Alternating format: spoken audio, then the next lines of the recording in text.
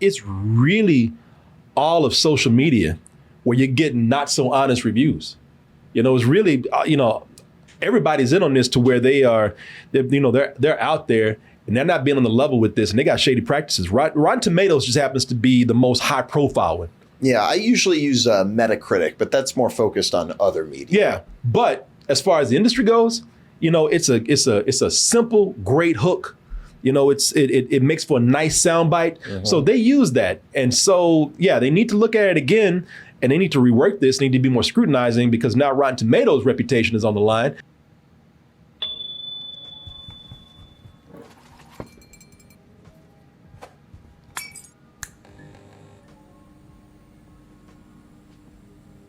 Double Toasted on Broadway.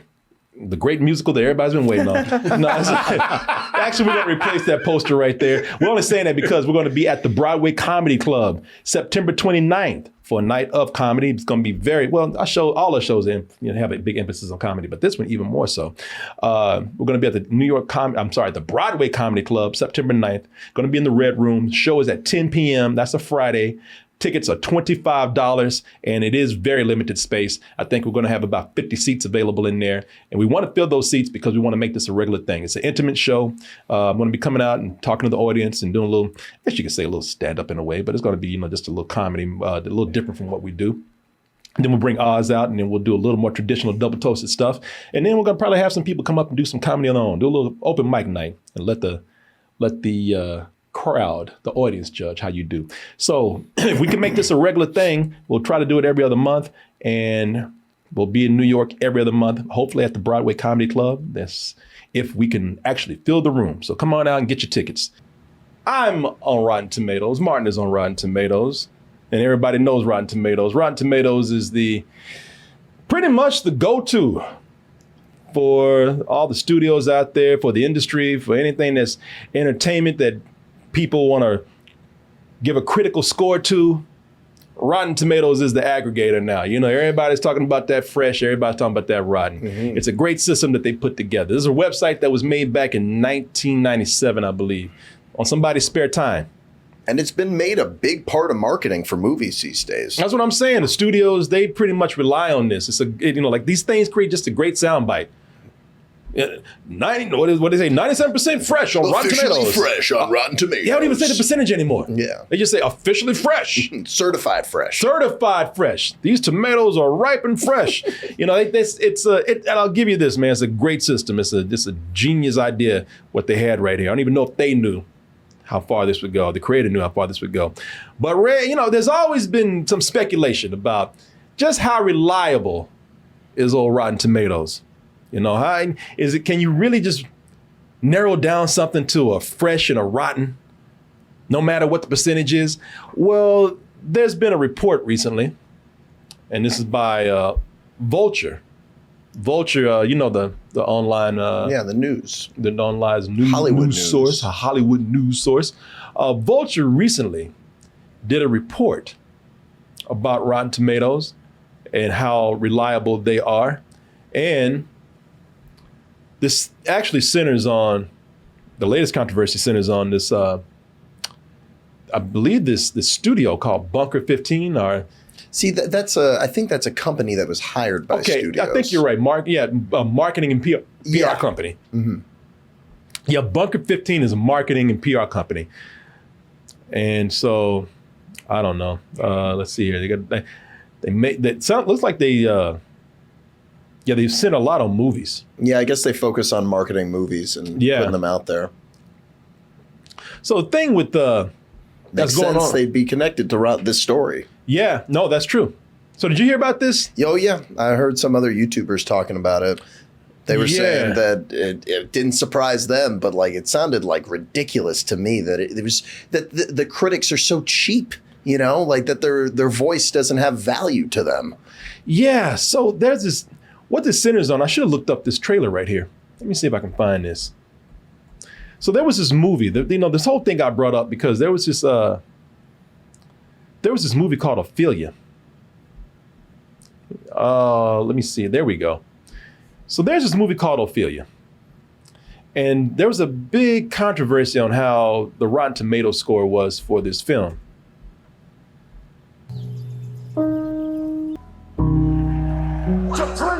violence. Your thoughts? Or madness? Oh yeah, this was rotten to me. yeah. A lot of people say, oh yeah, you know, and listen, I haven't seen the film, and I'm not going to say anything about the film, except for what I read about it. And it was, so the controversy about this movie is that some people, they say, were paid, or at least, you know, very much coerced into giving this movie either a friendly review or a not so harsh review, or just not saying anything at all about the film. You know, if you don't like it, could you just hold off and not say anything? Yeah, there wasn't that many reviews. Was there like 8 or something like that? Yeah. So it's right here where Vulture started talking about this and the situation around this film. So between October 2018 and January 2019, Rotten Tomatoes added 8 reviews to Ophelia's score. Now, it says 7 of those were favorable, and most came from critics who reviewed at least one Bunker 15 movie. The writer of a negative review says that Bunker 15 lobbied them to change it. Wow. If the critic, exactly. So if the critic wanted them to give it a barely overall positive review, and they said that they know editors over at, so if you already wrote a bad review of this, they know editors over at Rotten Tomatoes. They say, well, we can get this changed for you. And then we can. Hold on. Let us talk to them. Yeah. We know people over there. Yeah. Let's go talk to these folks over there. And we can, you know, we'll get this fixed. Yeah, just do us a solid and see if you can just say something nice about it. They say it was also discovered that another negative review of Ophelia was from this period that was not counted by Rotten Tomatoes. By a writer whose positive reviews of other Bunker 15 films have been recorded by the aggregator. Ophelia. So the result is, I think they even say they paid some people $50. Now these people who they paid, they were not some of the people who are the certified fresh people, are the verified critics or whatever. Your top pick. Yeah, that's what they call them. Yeah, they're not the top pick critics, not even like the people who are kind of below the top pick critics. These are people who had like small independent blogs and whatnot. Mm-hmm. And they said they would pay these people $50 to like help them out, you know, give these things a positive review. So mean, because you know that they're desperate and they're like, here, we'll flip you a quarter, you know, just do this. Or these people could have some integrity and not do that. I mean, it's $50 worth your integrity, your word.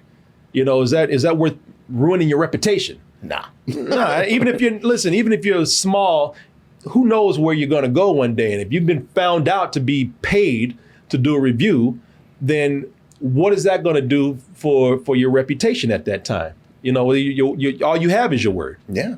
So, you know, I'm looking at this, and they say here that because they were able to like get people to change their reviews and make them better, and they were very picky about which ones went up.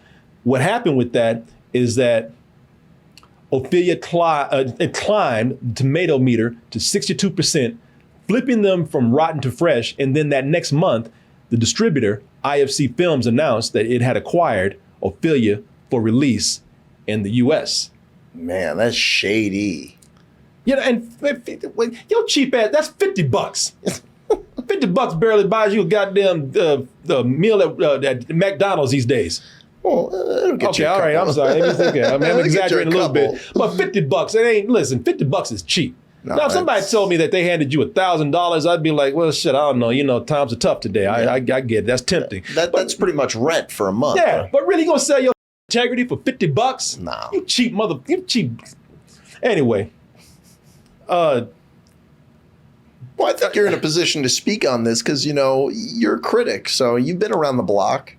You've been getting them Marvel checks, right? Oh, that's what we got accused of at one time, you know, being the Marvel bitch that I was. Not am anymore. But I've always said this, people. I've always told you. I haven't been as anti-Rotten Tomatoes as some people have. You know, like Martin, I don't know how he feels about Rotten Tomatoes. And I'm not saying his opinion is wrong. I think he just has a stronger feeling about Rotten Tomatoes than I do. I think it's more complicated than just saying, I hate Rotten Tomatoes. When you start to look at how the system is. I can see how people would look at Rotten Tomatoes being almost like weaponized in a way, if you will. Well, when it's used, when the system is used and abused like this, then yeah, there's a problem. And I've never thought that, now today, I think it's a flawed system. I'm on Rotten Tomatoes. I'm not trying to talk trash about them, but it's a flawed system, and they keep it that way because so many people, they use it now. It's a money-making machine. Yeah, they use it for marketing. They use it for sound bites.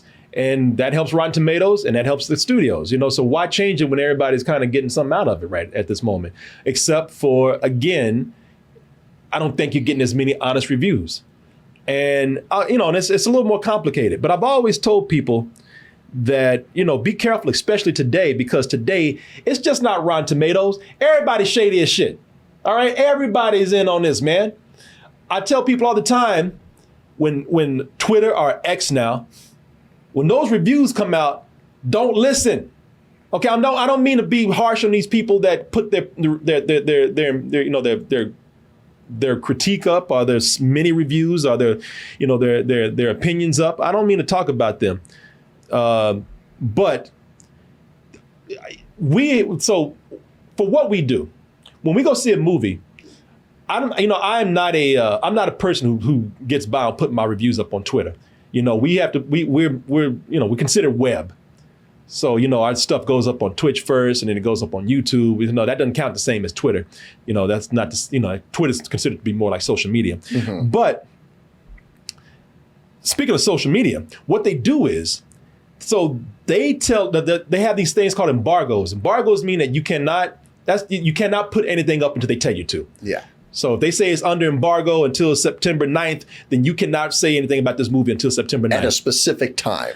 Yeah, exactly. Sometimes it's 2 a.m., sometimes it's 8 a.m., sometimes it might be 5 p.m. It varies. It depends on what they want to do. Sometimes they'll make it difficult. Like you were saying when they gave you the screeners for Ahsoka, they're like, you can, here's the embargo, and it's like at midnight or something. And it comes on the next day. Yeah. So, they have two right now. So they have an embargo for people like us, which are considered web, and then they have an embargo for people who are considered social media. And they know exactly what the hell they're doing with that. They do that because they know that studios, they invite certain people to certain screenings very early. And let's take Twitter or X, for example. They know that a lot of these people who post their reviews up early or their impressions up early on Twitter, they're either very big fans of the property or the movie they're going to see, like Star Wars or something. Strong bias. Yeah. That demographic or that group is very much strongly biased towards Star Wars. They love it, and or they're given a very good experience at that viewing. Wine and dine them, if you will. Oh yeah, what they'll do is they'll have food there. They might have a buffet there. That stars might be walking up. They'll come and say something at the beginning of the film. Didn't Martin just say that he got a whole gift basket for My Big Fat Greek Wedding? Well, they mailed that to him. He wasn't like he was at the screening and they gave it to him. So that doesn't really count. That's different. Okay. Yeah, when you go to the screening, what they do is they just treat you so nice, and at that moment, so. You might already be a fan of this, and on top of that, they give you this really nice, what feels like VIP treatment. A collector cup. Yeah, you might not give you all kinds of shirts or something. You'll get all kind of things. Next thing you know, you're high off this experience, and you're more prone to get positive reviews. So, the same thing goes for festivals. You go to festivals, and they're loving just being at the festival. Again, there's stars there. You've been going to parties. You're probably drunk. You probably even haven't slept. And you're just mixed up in the moment. So, when you think about it that way, and what they do is, so that's what happens. Because a lot of times, this is what studios want. Because what will happen is, a lot of these reviews and early impressions, some of them get out first, and they're the first ones to get on Rotten Tomatoes. Yeah. And so what happens is, for the first 24 hours, 48 hours, maybe even 72 hours, this movie has like a certified fresh. And that's all they need to put that out there. For marketing, you just need that first few days to say certified fresh. People love it. It usually takes a certain number of reviews for them to label it certified. Like usually they'll just take the high percentage. Yeah, but it's still a practice that they use, because they will get enough sometimes. Oh yeah, I mean, it's funny. I'm trying to think of the most recent movie that I've seen that did that, and it was there was an ad for Teenage Mutant Ninja Turtles that brought up the Rotten Tomatoes score, and even Blue Beetle. They just showed the logo. They put the logo up there and they'll animate the shit out of that like it's a special effect. Yeah, it's a meter. Yeah, exactly. Yeah, man. They'll put that out there like that. And so they, if they can get that early enough, they'll put that up there. And for marketing purposes, if you get people early enough saying that this is fresh, then fine. It'll get butts and seats. Yeah, they'll, or at least get people thinking that this movie's good, because nobody really is going and looking deep. And that's why I say, when you think about it, it's, yes, Rotten Tomatoes, their system needs to be looked at, man. If anything, and I doubt if they really want to, because again, it benefits. They've responded. What did they say? They said that we take this very seriously and we're going to look into it. After they've been busted. Yeah, that's true. Because before, I'm sure they didn't mind having that marketing, that goddamn tomato logo, being animated real nice on a commercial or something. I mean, I look at it as an aggregator, and that, some people are full of shit anyway, but I think it's an important system to have, because it is much more simplified than like just going and looking at all these different reviews. But that's why people usually find critics that they trust. And you're right. See, that's exactly what you should do, man. You're 100% right about that. Because when you think about it, it's really all of social media where you're getting not so honest reviews. It's really, everybody's in on this to where they're out there.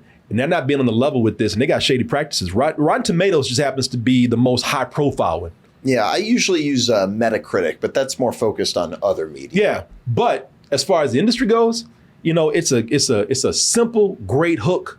It makes for a nice soundbite. Mm-hmm. So they use that, and so they need to look at it again, and they need to rework this. They need to be more scrutinizing, because now Rotten Tomatoes' reputation is on the line. But still, they're not the only ones, man. And it's not the first time that this has been done. So does this mean that you can't trust Rotten Tomatoes? I would say that's a complicated question. Yes and no. No, you can't trust them if you're listening to sound bites and quotes. Yes, you can trust them if you're being smart and looking at sources that have a history of being trustworthy.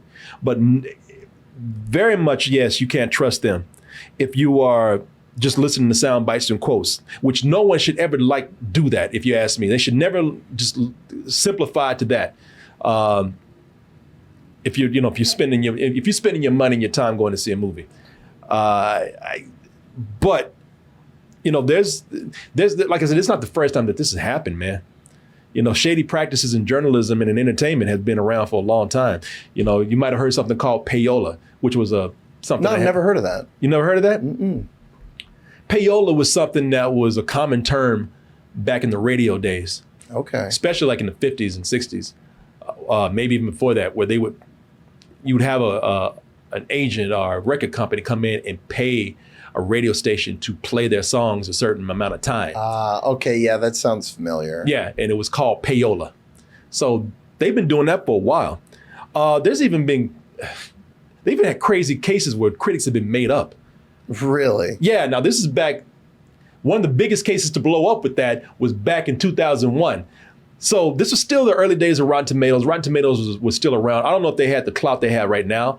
So maybe they didn't have anything to do with this, or they weren't mixed up in this. But Newsweek back in the day helped blow up a story about a completely made up critic. A guy named David Manning. David Manning was a critic who was exposed for not existing. Wow. And that non-existent fool was all over the place, man. For somebody who didn't exist, he carried a lot of weight. Sure watched a lot of movies. Yeah, he sure did, man. Because the studios they invited him to put him out there. Here he is getting a sound bite for Hollow Man. One hell of a scary ride, says non-existent ass David Manning of the Richfield Press. Here's another one. Forsaken. A sexy, scary thrill ride. David Manning of the Ridgefield Press. That's so up. Yeah. And they're still kind of doing that. Like they've tried to do stuff to get in front of, Rotten Tomatoes, if you will. Like with all those DC movies, like how many times we hear like, guys, this one is great. Batman vs. Superman. It's amazing. Yeah. Suicide Squad. Yep. Oh my God. So crazy. Yep. And it was garbage. Like that woman said, that motherfucker is not real. Mickey Mouse voice. Here's when they knew he was full of shit. They said, wait a minute, this person can't be real. When he gave a review of the animal. Another winner. Yeah, the producing team of Big Daddy has delivered another winner. David Manning of the Ridgefield Press. People are like, hey, wait a minute, that mother Not real. You go back to the picture, even that monkey down there is like, is that guy? Shit. Yeah, even Rob Schneider's like, wait a minute. This is bullshit. Stop reading those. Get out of here. Yeah, man. Yeah, how they busted this person, I don't know. This non-existent person, I don't know. But yeah, it was they would completely bust for doing something like this. So yeah, as y'all can see, this is nothing new. This has been happening for a while. This is why I miss people like Siskel and Ebert, man. Because now that you have so many people who are able to just, it's great to have this democracy, this democratization of creativity, where people can actually go online and post their own reviews and make a name for themselves. Mm-hmm. But everybody's able to do it to a point where now they can go and take advantage of some of the lower people, because there's so many people out there, and just rig the system more than ever. And it's harder and harder to trust people like some of the critics that you see that are being posted up on Rotten Tomatoes, unless you really know what you're looking at. It up for everyone else. It does. I'll tell you what you need to do with Rotten Tomatoes, but I will say this. This is why I miss the days. I love it that everybody can go out there and do this for themselves. I'm always for that. But I miss the days when the gatekeepers were a little more abundant, and there were less outlets for people to go to, because that means you had to be accountable for what you said. And that's why I loved when we had people like Siskel and Ebert. Siskel and Ebert were, this was the time when critics couldn't just pop up everywhere. They were the biggest names out there. And because they were the biggest names and not everybody could jump in on this, they had to actually have integrity with what they did. And they were proud to do it. Your show is in fact produced by Disney. We've been doing it for a long time. Yeah. That's what we do. Mm-hmm. Gene didn't like Hercules. He said so. Yeah. That's why, this is one of the reasons why fandom is, I appreciate it. I think fandom is great, but when fandom was becoming more of a cultural dominance and presence, I said, this is the thing about fandom that worries me, because fandom is biased. And these guys, don't get me wrong, these guys had their biases too, I'm sure. I can tell you, Roger Ebert, he loved black women. All right. If there was a big titty black woman in the movie, he probably was going to give it a thumbs up. Yeah, he was. He loved schlocky B movies. These guys had their thing, but I don't think they were fanboys to the point of insincerity, and I never thought that they were swept up by materialism. I don't think they could be bought. So today, I don't think you really have that so much, man. But there are ways that you can look at things. And when you go to Rotten Tomatoes, it's just like what you said. Rotten Tomatoes is not a guy, all right? It's an aggregator. Rotten Tomatoes is not a tomato over there telling people to think about movies. Rotten Tomatoes, let me see here. Rotten Tomatoes is an aggregator. And maybe they just need to go back to filtering out a lot more people. Just vet them, Yeah, well, I think that, I don't think that they should be so quick to have their their logo out there on a soundbite feature so much. I think they need to be more scrutinizing about the people that are there, but people need to be more scrutinizing about who they listen to too. I mean, they've gotten so loose with that shit that they do in trailers. Like sometimes they'll just throw up a tweet from anybody out there. Yeah, I mean, it's what people want, man. But I don't know, I'm just gonna pull up the first movie that comes up. What is this? After Everything. I don't know, never saw this movie, but if you go down, damn, I ain't even got no critics reviews up there. Let me see here. Satanic Hispanics. What the hell is that? I want to see what that is. Hey, Satanic Hispanics got a 93% fresh on Rotten Tomatoes. Sounds fun. But you can go down and see that these are different people who are doing these reviews, man. And so when I was coming up, even as a kid, I had my favorite reviewer, our reviewers. If Siskel and Ebert were one, there was a local reviewer that I liked, and these are people I knew I could trust. I think it's up to, it's up to Rotten Tomatoes to have good practices and be honest, and make sure that their reputation and credibility stays in good standing. But also, I think that people just, need to, unless if you really care about what you're going to see, listen to who you trust. If somebody seems like they're fanboying out and they're going to give something a biased review because they like it, or you want to hear something that agrees with your opinion, that's one thing. But if you really want somebody who being honest with you and they're giving you, whether you agree with their opinion or not, they're giving you an honest opinion, and they're not bought by anybody. They don't they're not swept up by, being taken to a screening where they're giving fucking free cheese and, and soda. Cheese and soda. Cheese and soda, man. Yeah. So, yeah. I mean, people have been questioning the credibility of lots of critics out there. One that comes to mind is the famous Armand White, right? That guy who's always just been trying to go against the grain. And like, it's one of those things where I think that if you want to know like what people think of a movie, you might have to just look into it a little bit more. Like it's that simple. Like people like Rotten Tomatoes because it's easy to just like, oh, there's a number, it's a grade. But sometimes you need to dig a little deeper. Like there's movies that are fresh that are not fresh. Like some of those Star Wars prequels are considered fresh, and those movies stink. I'm not one to say that my opinion matters over there. As that somebody. I'll say your opinion matters over. Well, some. I don't know. I'll give you my opinion. I'm not going to tell anybody they're wrong. But you bring that up. I do think that there's a lot of bias there. Can I prove it? No. But hey, whatever. Anyway, I used to love going to Rotten Tomatoes, and I'm on Rotten Tomatoes. But something told me that this could be manipulated for bad. So I hope that. I don't think it's, you can never trust anything 100%, even Rotten Tomatoes. That's just the nature of things whenever you have a lot of people on there. But can this be streamlined in a way where we can get more honest opinions? Probably so. Can it streamline to where they can keep some people who are bought off out? Probably so. I think if you're found to be bought out, you should never be allowed on there again. Yeah, I think that's fair. I've always found that Rotten Tomatoes is a case-by-case basis. Like sometimes it seems pretty accurate. Other times it kind of seems weird the way that things are swinging. Like I thought the Mario movie, it seemed pretty honest, like that had like 54% or something. And it was still a huge hit because people loved it. Yeah, and that's another thing. I thought that I don't care if I disagree or agree with something. Like, the Rotten Tomato score was more what I agree with on Super Mario. And I don't want to look at anything to agree with me, make me feel proud for my opinion. Because I looked at that and I thought, this is cool. They put up this. A lot of critics said that this was not that great, but it was still successful. As long as you're getting honest opinions, I don't care how successful or unsuccessful something is. Yeah. Again, integrity, y'all. That's what matters to me. Gotta have that integrity. Yeah, I have very little of it as it is, man. I got to get all the integrity I can get. Yes, but I would not sell out for $50. No, $50,000 though. Oh yeah, of course. Yeah, everybody got a price. Full of shit. You give me $50,000, I'll come in here with mouse ears. I will start the review with that movie's dick in my mouth. Hell yeah.